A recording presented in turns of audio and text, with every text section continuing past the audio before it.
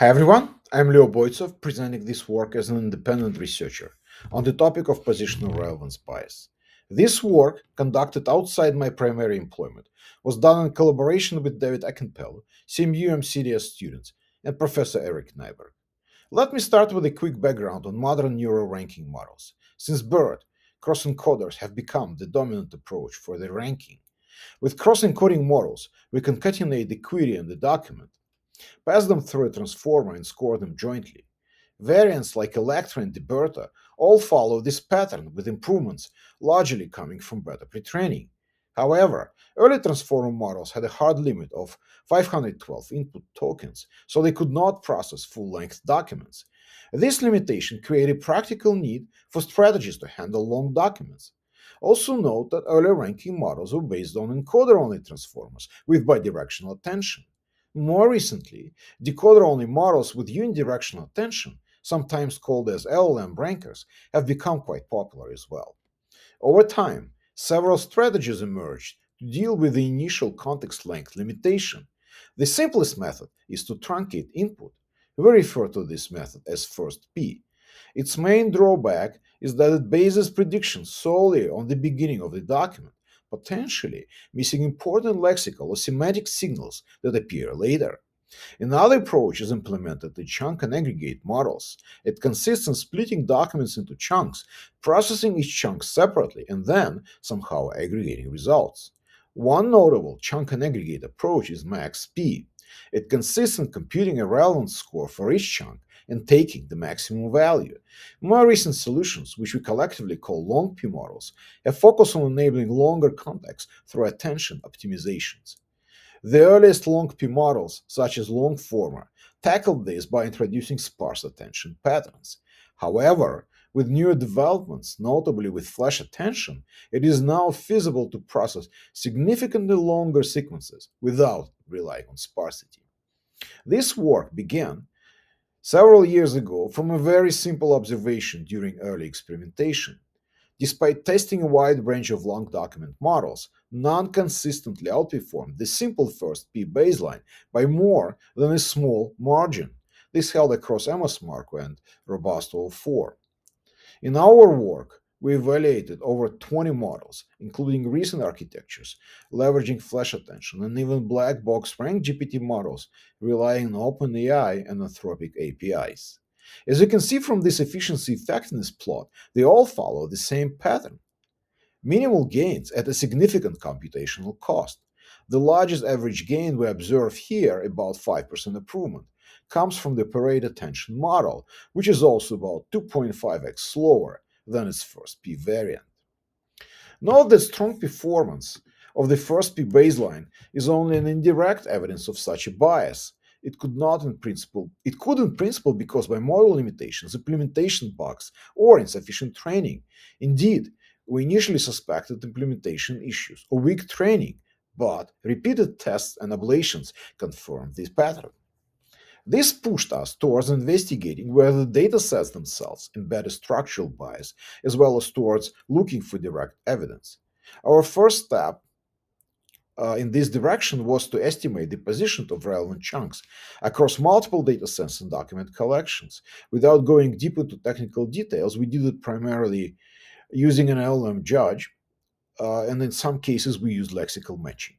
Here we show results aggregated over 6 query sets and 4 document collections. The findings strongly confirmed our hypothesis. The relevant information is heavily front loaded. In roughly 60-70% of cases, the first relevant chunk appears within the first 256 tokens, well inside the first P window. This demonstrates that first P isn't just a lazy or simplistic baseline. In many cases, it is statistically aligned with how relevance is distributed in these benchmarks.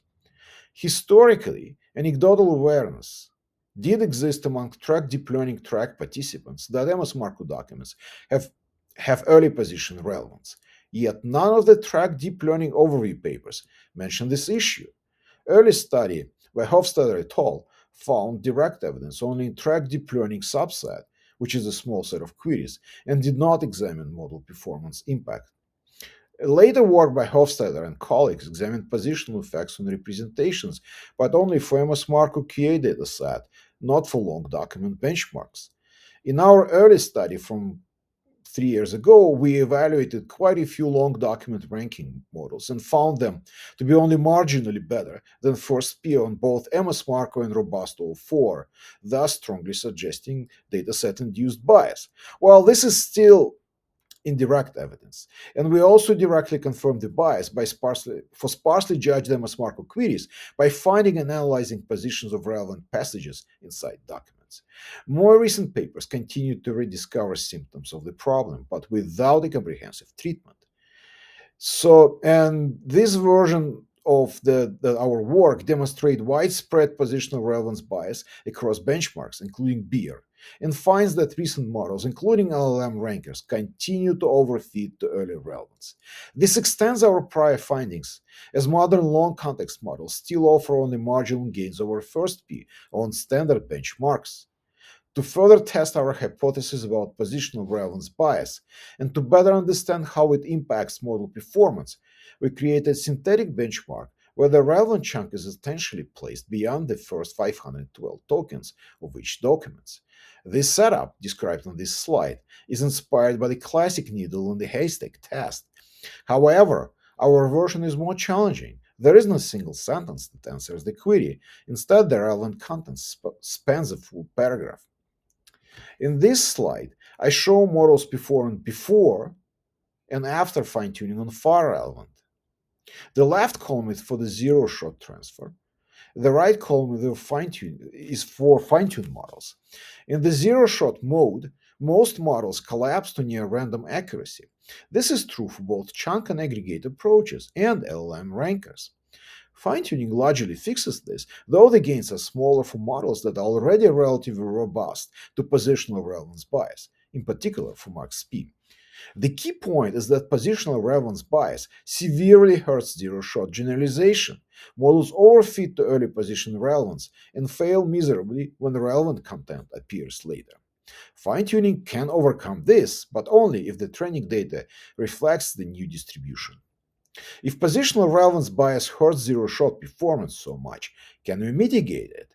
To answer this question, we tested an ingenious debiasing method proposed by Hofstadter et al. The results, however, were mixed. Some models improved on MS Markov far relevant, others didn't, and several suffered noticeable drops on the original MS Markov. We also checked if debiasing preserved accuracy on several beer datasets, which are typically considered short document collections. Yet performance often deteriorated there as well. So this inspired us to analyze beer with NLM Judge 2.